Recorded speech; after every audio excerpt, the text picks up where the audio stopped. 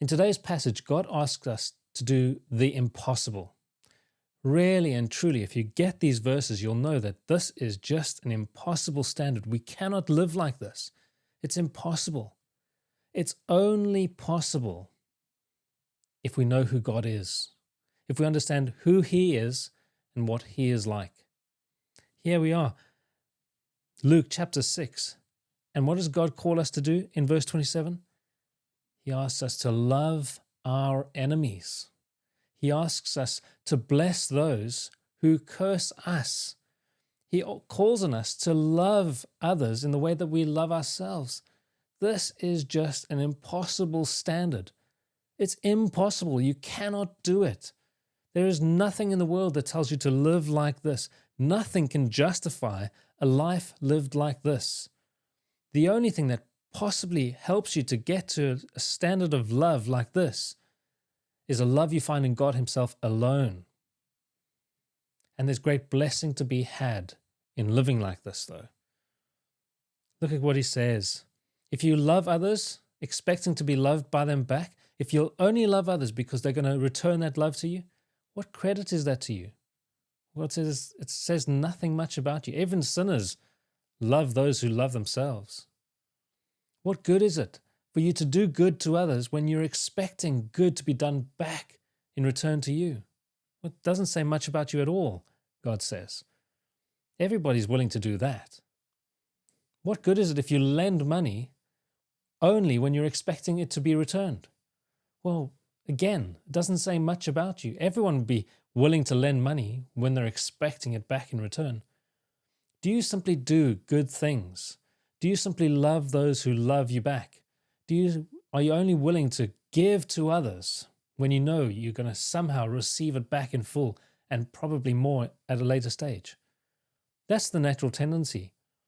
But here again, God is calling us to an incredibly impossible standard.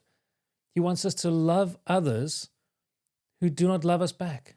He wants us to bless others, to do good to others when they will not do good back to us. He wants us to lend to others when we know that we're not going to expect much of a return. He's calling us to an impossible standard. But what is the blessing in all of this? Well, the blessing in all of this is that as we live this way, as we love our enemies, as we bless those who curse us, who do we end up looking like? We end up looking like God.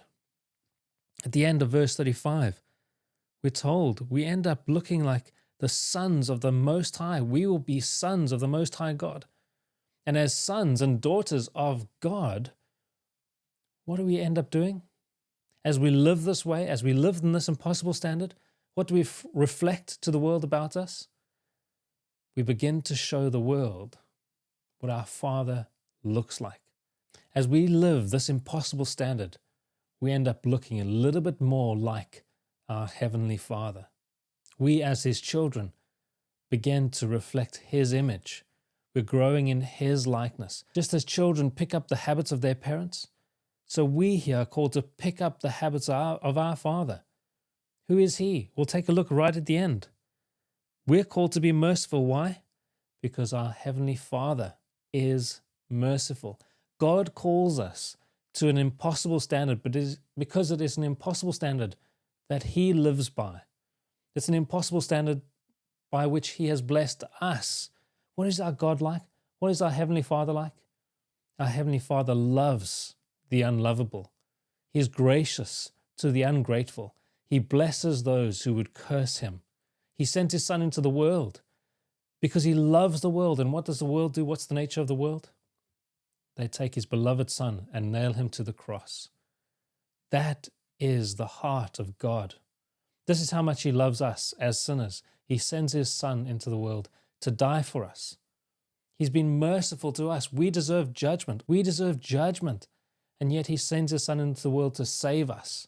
He loves the unlovable. He's gracious to the ungrateful. He blesses those who would curse Him. And as we come to know of His love, as we come to be His children, so we're called to this impossible task.